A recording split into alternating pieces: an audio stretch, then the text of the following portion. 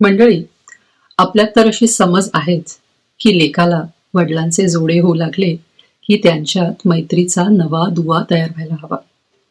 खरंच आहे ते. कारण किशोरवयातली ही मुलं मुली आणि तरुणपणात पदार्पण करायला त्यांना झालेली आतुरता, त्यांची होणारी तारांबळ आणि भावनिक गोंधळ प्रत्येक पालकाच्या चिंतेचा विषय निश्चित असतो. मुलांना देखील तो गोंधळ सतावत असतोच. कोणतं कॉलेज घ्यायचं, एपी कोर्सेस कोणते घ्यायचे आणि आपल्या वेळेचं नियोजन कसं करायचं. पार्थ गरुड ह्या हरहुन्नरी मुलांनी हा प्रवास अगदी जवळून अनुभवलाय आणि फिरून त्याचीच माहिती तो आपल्याला देऊ इच्छितो. एखाद्या मोठ्या भावाच्या स्नेहानं पार्थ त्याची कहाणी आज आपल्याला सांगणार आहे. ऐकूया पार्थ गरुडची कहाणी. Hi, my name is Parth Garud, and I am a first-year aerospace engineering student at Georgia Tech. Today, I'm kind of going to talk about some of the activities and extracurriculars I was involved with in high school, some lessons I got out from that, skills I learned along the way, and how a lot of those have come back and I apply them now in my day-to-day more often than I think. So, just to give you an overview of, kind of where I come from,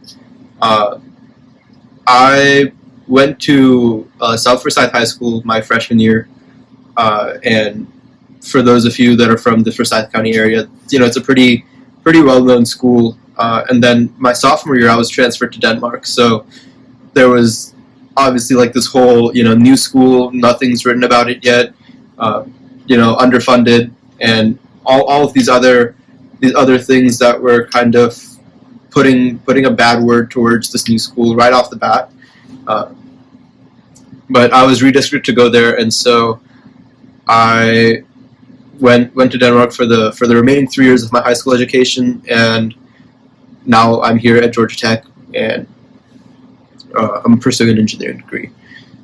So some of the stuff I did in high school, one thing that took up a lot of my time and I really enjoyed was band. So I was involved with the marching band at both of my high schools for all 4 years. So my first year, when I was deciding that it was something I wanted to try out, I wasn't really thinking along the lines of how is this going to help me in whatever, like in my career or in future professional like activities, because I kind of knew I knew at that point that I wanted to go into one of the engineering fields, and so marching band was not an activity that you typically associate with something like that. But it was something I did. I did concert band all throughout middle school, and it was something I genuinely enjoyed, and so I decided, why not? I'm going to go ahead and try marching for a year. So I marched for my first year, and I absolutely loved it. When I transferred schools, I auditioned to become a drum major, which, if you're not familiar, is like it's the highest student leadership rank you can have in the band. And I earned the rank of drum major my sophomore year, and I was a drum major in the band for the following 3 years. And that experience in and of itself was just a giant learning experience in terms of leadership, in terms of management, in terms of just general like time management. It was a very big time commitment. I was putting in a lot of effort into this activity, and so learning how to balance that with the rest of my life, as well as learning how to actually organize and manage these rehearsals and these games and these competitions was a very big learning experience for me. I had held leadership positions in other organizations prior to that, but this was kind of the first big, responsibility I had in terms of, I was responsible for a large number of people and, some timeline stuff and just getting things done in general to an extent that I hadn't really been responsible for before. So, there were inherent challenges with starting at a new school and kind of building this program up from nothing. There were no standards set on what this group was capable of.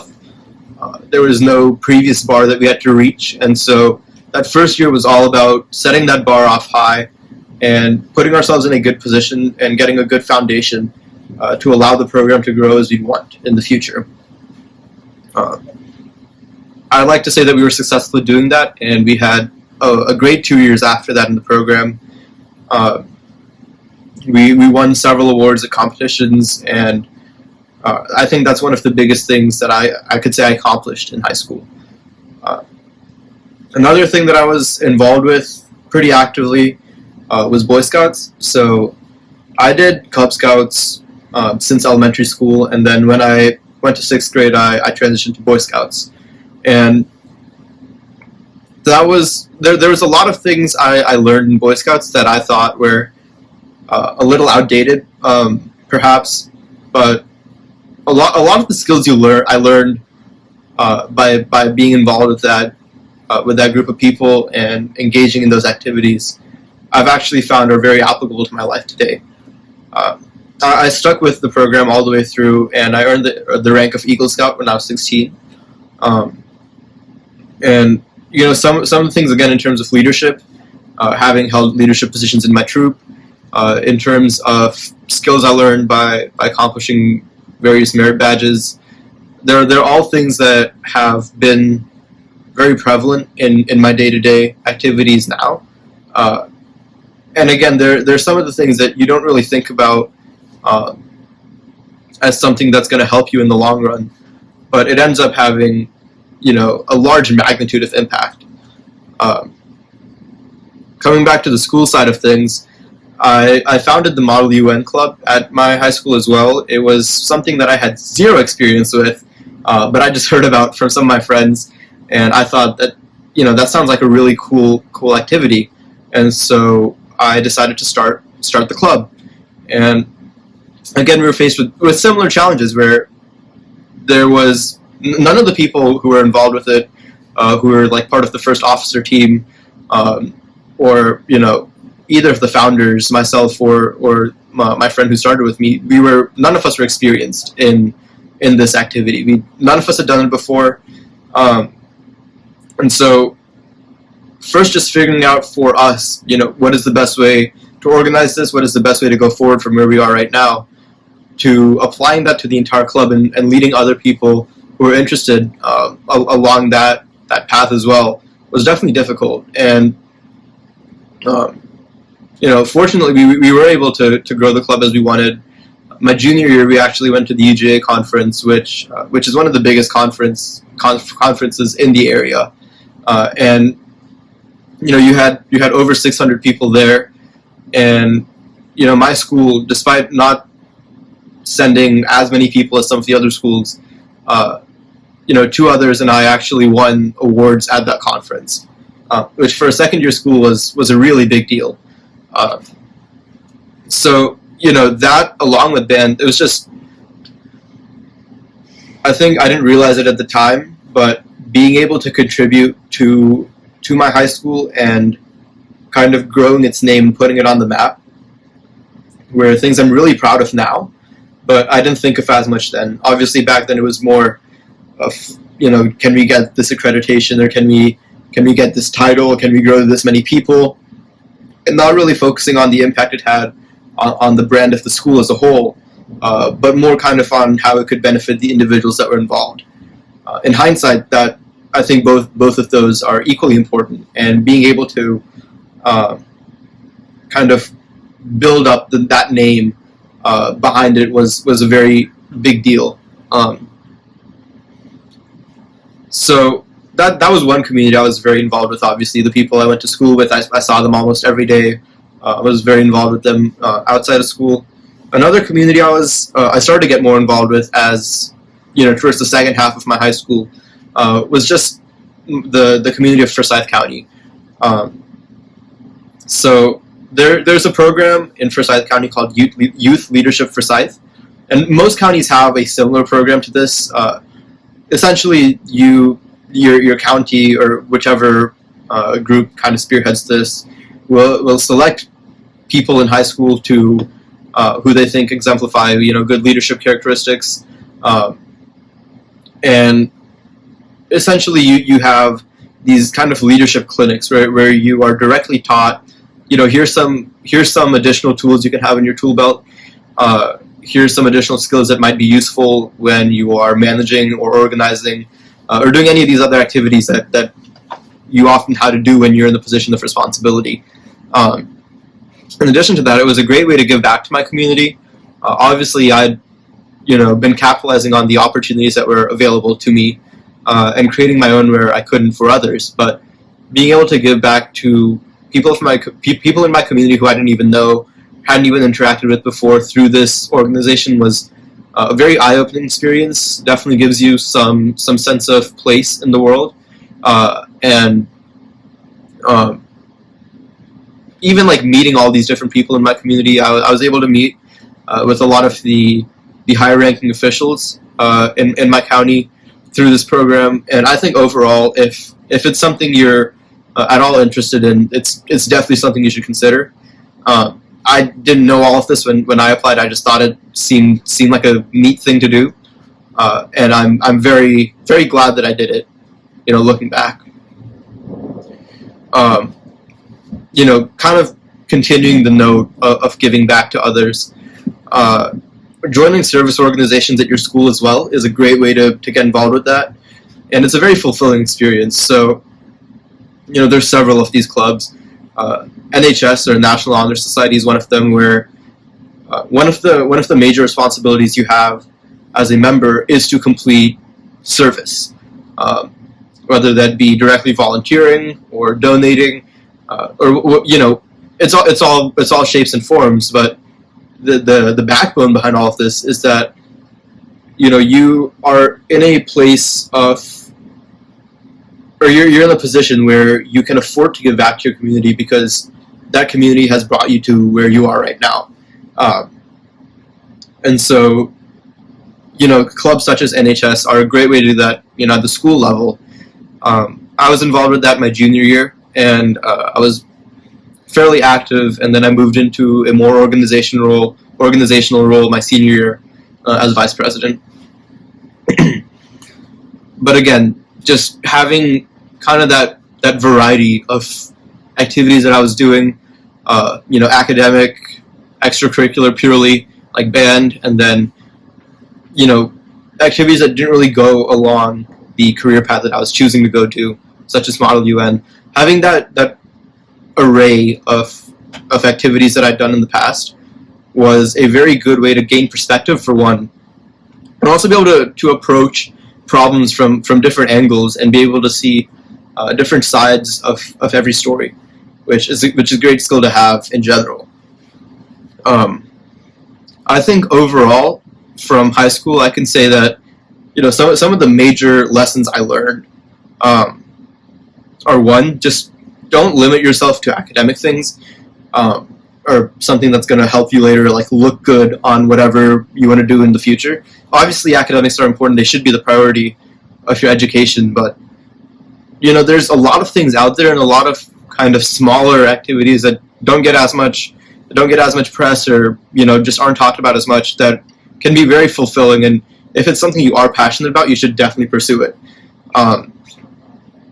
Because no matter what you do, the skills you learn doing a certain activity and becoming involved with it because of your passion for it are going to come around and help you in the future, regardless of where your future takes you. A lot of these lessons that I learned from doing these other activities, I still help me out today, and they're in ways that I wouldn't even never thought about when I was actually signing up for them.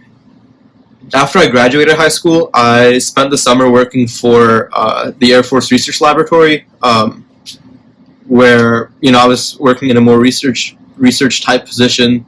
I was designing experimental campaigns. I was giving presentations to other members of that community and of the military in a scientific sense. And I worked on research that we actually, we just presented some of our simulation findings this past February at the TMS conference. And we'll be publishing a full paper with all of our findings this summer. And having that experience right out of high school was huge, because, although the high school education as it is structured right now has its perks. There's a lot of things you don't learn, and a lot of those things are, the more organic aspects of science. There's not just a formula you follow for everything. There's not this one solution approach that's going to work in every problem. And having these real world problems where you're faced with whatever the adversity may be, and coming up with a solution to actually solve that is one, just a great thought experiment in and of itself. But also it builds the skills that you're going to need to be successful, more creative, more innovative, which again are applicable no matter what you do. Speaking of some of the more difficult problems, you can also, those are how to be real life problems that are actually difficult. There's a certain artificial sense of difficulty that you can add to any project. For example, between the summer after my junior year, immediately before my senior year, I was involved with a program actually run by Georgia Tech, in which me and some other participants that were selected for this program were tasked with building a Mars rover, and we were given the basic parts we needed to build a small robot that could go forward and backwards and turn, and that was about it. And from there, we were told that imagine you are on Mars and you don't have access to any of the power tools or any of the machining equipment, or anything you would have access to, regularly working in the shop. Make the improvements you think you will need to this vehicle. And having such a heavily constrained problem, I think, really draws out that creativity and draws out that innovation. Because, in the end, it is that adversity that drives this innovative process. Fast forward to some stuff I'm doing now, kind of continuing with some of the engineering work I'm doing. I'm involved with Georgia Tech Experimental Rocketry, which is one of our rocket teams here on campus. The project that I'm currently working on is a flight vehicle for the summer. Flight vehicle being a rocket.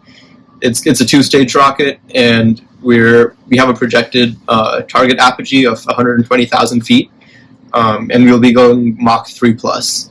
And currently, there's a lot of work going on with manufacturing and assembly, and just getting ready for this launch during this summer.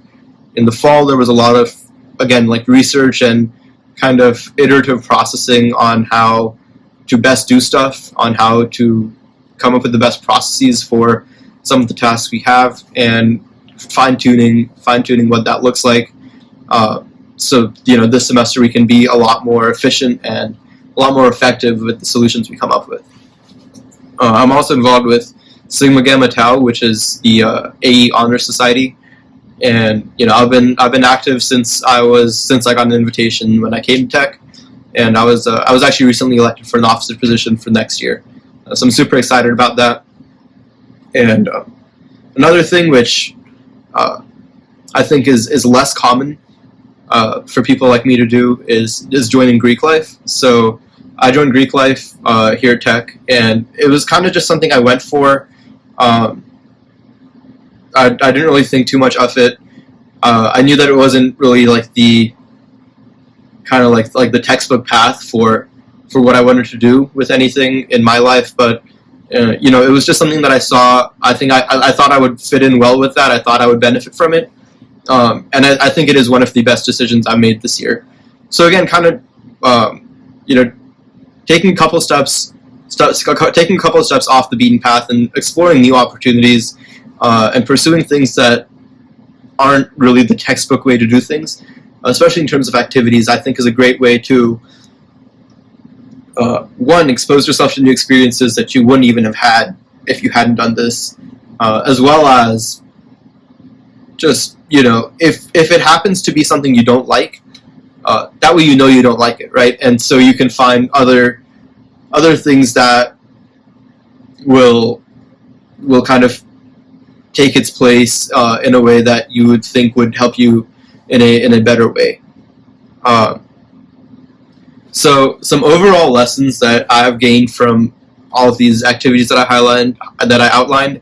as well as some other activities that I didn't mention in this presentation. One, don't be afraid to try something new because you don't know how it'll help you. I feel like I've been touching on this over and over with a lot of things I did, but I really can't say it enough. There's so many things that won't help you in the short run with what you want to do or with what you think your long run goals are, but they definitely will help in the long run, and it's only a matter of time before the lessons you learn through these activities will realize, and at another part of your journey through whatever you're doing. I think one thing, my second thing, my overall lesson is that a lot of people hear about all these activities and then immediately say that they're going to do all of them, which is also, kind of pushing that a little too far. You don't want to spread yourself too thin. You should know your limits. You should know how much time you can afford to commit to a certain activity. You should know how much effort you're willing to commit to a certain activity, and participate in those things that you're passionate about and that you can give an appropriate amount of time and effort to. It doesn't make sense for you to be involved with, every single club on campus or at your school if you're not really actively playing a large part in a lot of those. Again, it's good to have a couple things just off to the side that you're kind of spectating on more so than actively participating in. But the bulk of what you're doing, I think you should have an active part in. You should be participating regularly, and you should be committing, the expected, if not a little more than expected, amount of time and effort to.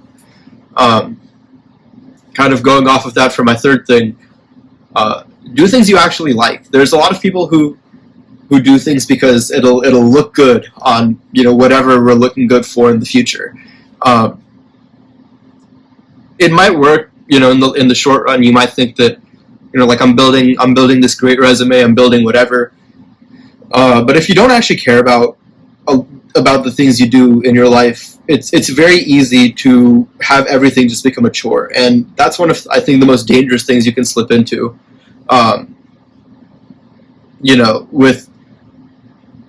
With having everything be a chore, there's these activities that you joined or that you should have joined originally just because you're passionate about and because it's something that benefited you, ends up having a detrimental effect on you. So just do things you like, do things you enjoy, do things you're passionate about, because those are the things you'll want to put more effort and time into anyway, and those things will kind of actualize into you getting a higher role in those organizations. My fourth thing, don't underestimate the value of an experience.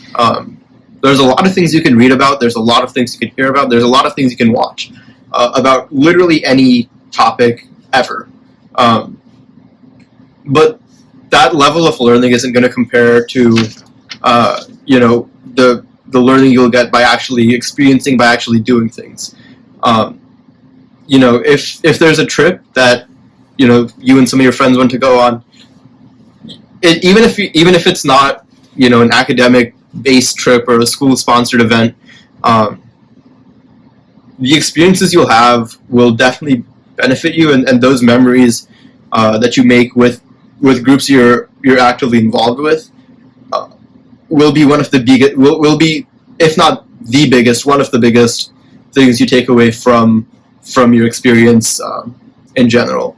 And then lastly, just be mindful of your health. And a lot of people are like, make sure you're sleeping well, make sure you're eating well, make sure you're drinking enough water, and that's obviously, all important.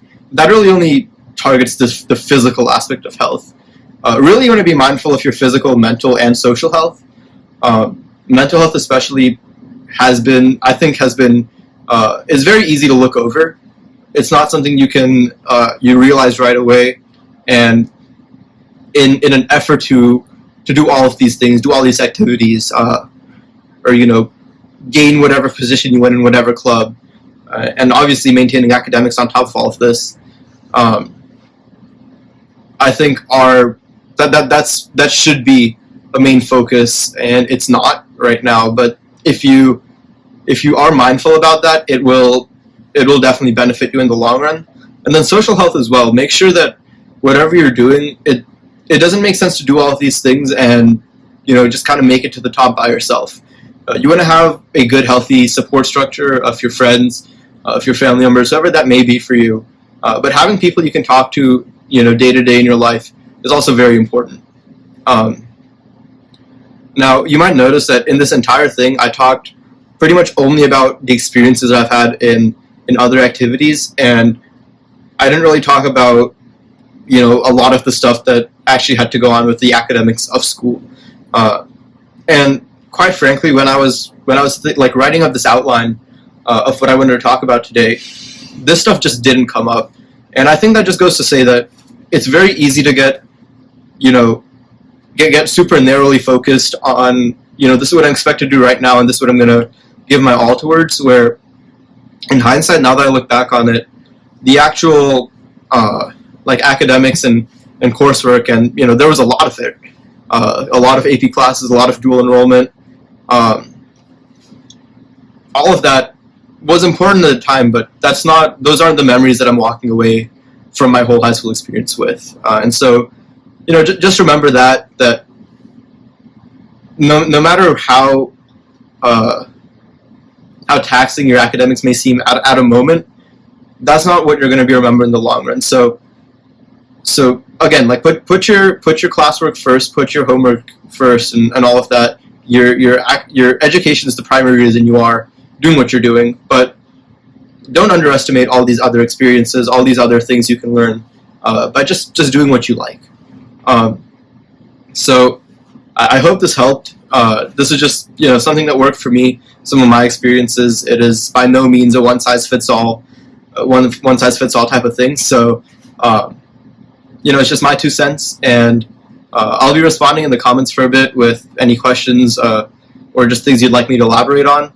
And I'll drop my Instagram in the description as well, so you can reach out to me directly if you have any further questions. Thank you. All right.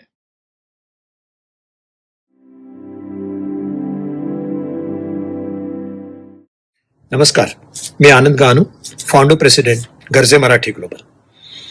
Maharashtra मंडळ अटलांटाने आयोजित केलेल्या वसंत व्याख्यानमालेच्या निमित्ताने आज आपणा सर्वांशी संवाद साधता येतोय, याबद्दल मी आनंदी आहे आणि आपला सर्वांचा आभारी आहे. गरजे मराठी ग्लोबल ही संस्था जगभरची मराठी माणसं नॉलेज, एज्युकेशन, एंटरप्रेनरशिप, एकमेकांना मदत करणं and giving back to society, त्याचप्रमाणे आपल्यातले जे यशस्वी आहेत त्यांचा सन्मान करणं, to celebrate success of fellow Marathis, ह्या तत्वावरती आपण स्थापन केली. गेल्या 4 वर्षाच्या प्रयत्नांनी, अनेक जणांच्या सहभागाने आज ही संस्था जगभर पसरलेली आहे. आपले 25 ठिकाणी चॅप्टर आहेत, 8,000हून जास्त मेंबर्स आहेत आणि आपण अनेक उपक्रम चालवतो. या सर्व उपक्रमाविषयी आपल्याला सांगण्यासाठी, या सर्व उपक्रमामध्ये आपला सहभाग करून घेण्यासाठी, या सर्व उपक्रमांमध्ये आम्हाला कसं चांगलं आणखीन काही करता येईल यासाठी आपल्याकडनं, आपल्या युथ्सकडनं, आपल्या नवीन पिढीकडनं समजून घेण्यासाठी आज मी एक 4 शब्द बोलणार आहे. गरजे मराठी अनेक उपक्रम चालवते. त्याच्यामध्ये जॅपन लँग्वेज असेल किंवा mentoring for the early stage startup किंवा ग्रोथ स्टेज स्टार्टअप असेल, आम्ही कोहोर्ट्स करतो. त्याचप्रमाणे आम्ही AI, मेंटरिंग इन AI, सप्लाय चेन, असे अनेक उपक्रम चालवतो. त्याचप्रमाणे महत्वाचा जो उपक्रम आता चालू केलेला आहे तो म्हणजे गरजे मराठी जॉब इंटरव्ह्यू हेल्प. ह्या सगळ्या ठिकाणी आम्ही पुढल्या पिढीचे, असं म्हणू शकता की जी जुन्या पिढीची लोक आम्ही एकत्र आलेलो आहोत, पण आम्हाला जी आपली यंग पिढी आहे, आपले जे युथ्स आहेत, त्यांचा याला गायडन्स आणि त्यांचा याच्यामध्ये पूर्ण सहभाग अत्यंत आवश्यक आहे. सो मला मिळालेल्या ह्या संधीचा फायदा घेऊन मी असं सांगतो की आम्ही जो करतोय त्या उपक्रमाचा तुम्हीही सर्वांनी फायदा करून घ्यावा. त्याचप्रमाणे तुमच्या सर्वांच्या new vision, young youth vision ही आम्हाला देऊन आपण हेच उपक्रम अधिक चांगले कसे करता येतील यासाठी आम्हाला मदत करावी अशी अपेक्षा करतो. आपणास बोलण्याची मला अगदी थोडकी संधी मिळालेली आहे, पण कधीतरी भविष्यामध्ये आपल्याशी अतिशय डिटेलमध्ये बोलता येईल अशी अपेक्षा करतो. Thank you very much. नमस्ते.